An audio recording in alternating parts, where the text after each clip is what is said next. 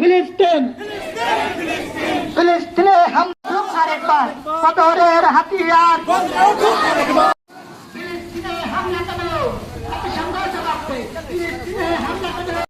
বিসমিল্লাহির রহমানির রহিম।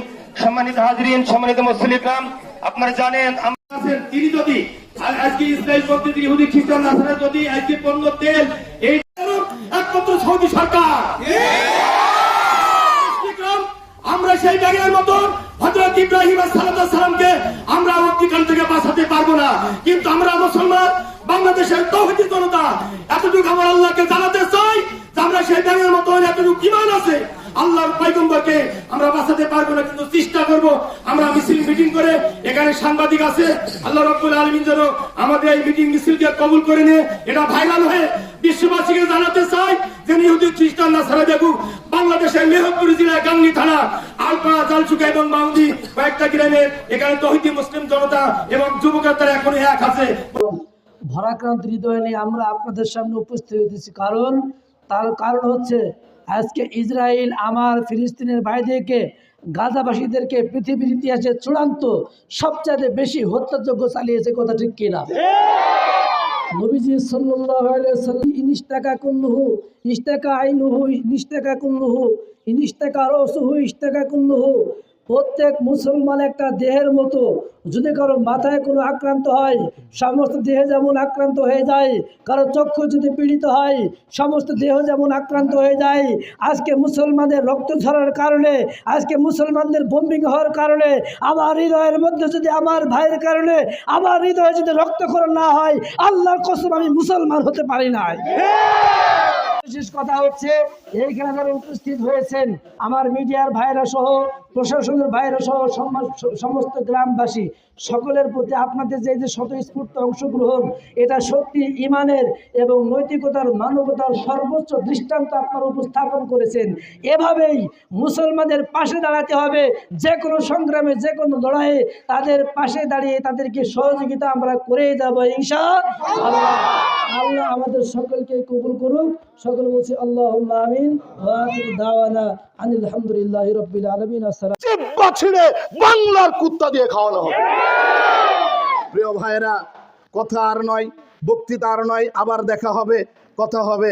সবাইকে ধন্যবাদ। আসসালামু আলাইকুম ওয়া রাহমাতুল্লাহ। ইসরায়েলের পণ্য বন্ধ করতে হবে। আমি বলতে শুধু ওইটাই না, আজ থেকে ইসরায়েলের পণ্য যে দোকানে আছে সেই দোকানে আমরা বয়কট করব। রাজি আছেন? আমার মসজিদে আজকে বলে আসছি, যে দোকানে ইসরায়েলি পণ্য আজকে তাদেরকে সংকেত দিতে হবে তোমার মাল সরায় ফেলো, তা না হলে আমরা তোমার দোকানকে বয়কট করব।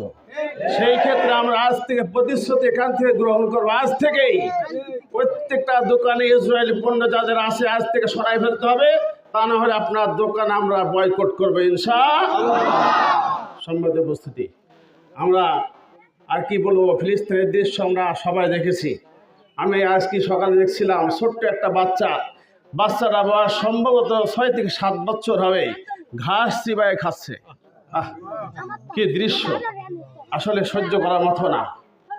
গোটা 22টা দিন পর একটা ফ্যামিলির সাথে খাবার পেয়েছে, আমরা 3 বেলা খাচ্ছি, কোনো সমস্যা নেই। আপনাদের কাছে আমার উদারত আহ্বান, সেটা হচ্ছে এই, আমরা প্রত্যেকে ফিলিস্তিনের জন্য আমরা হাত বাড়াই দেব, পারবো না? অবশ্যই আপনাদের দুয়ারে দ্বারা অবশ্যই আমরা যাব, আপনারা অবশ্যই দেবেন। এই বলে আমি আমার সংক্ষিপ্ত আলোচনা শেষ করছি। নির্যাতের ভিতরে যে ঐক্য করে দাও, সমগ্র বিশ্বের মুসলিমকে আল্লাহ তুমি ঐক্য করে দাও। তাদের সমস্ত মুসলিম রাত্রে তারা একটি দেহ, তাদের দেহ এক, তাদের হাত এক। আল্লাহ তুমি আমাদেরকে, তারা তো এখনো হাঁটতেই পারেনি, কথা বলতেই পারেনি, তাদেরকে আজকে নৃশংসভাবে হত্যা করা হচ্ছে। বন্ধুরা আমার, আমরা কিন্তু যুদ্ধে অংশগ্রহণ করতে পারছি না। একটি মাধ্যমে আমরা যুদ্ধে অংশগ্রহণ করতে পারি, সেটা হচ্ছে আজকে আমরা এখানে যতই চিল্লাই, যতই কান্নাকাটি করি, যতই আর্তনাদ করি, এটা কিন্তু আমাদের ফিলিস্তিনি ভাইদের জন্য কোনো কাজে আসবে না। কি কাজে আসবে? তাদের এখন অর্থনৈতিক সহযোগিতা করলে কাজে আসবে, তাদের এখন খাদ্য সহযোগিতা করলে কাজে আসবে। আমরা কিভাবে সেখানে অর্থ পাঠাতে পারি, সে ফান্ড তৈরি করে আমরা অর্থ পাঠানোর ব্যবস্থা করব, তাহলে তাদের কাজে আসবে। আমরা আর কি কাজে আসতে পারে আমাদের এই কর্মসূচি? আমরা ইসরায়েলের সকল পণ্য বর্জন করব। কখনো মুক্তি পাওয়া যাবে না। কিন্তু অত্যন্ত দুঃখের বিষয়, তাহলে আমরা ইহুদি নাসারা ইহুদের সাথেই কিন্তু আমাদের মৃত্যু হবে। আমাদের এই জিহাদি তামান্না থাকতে হবে, জিহাদি মনোভাব থাকতে হবে।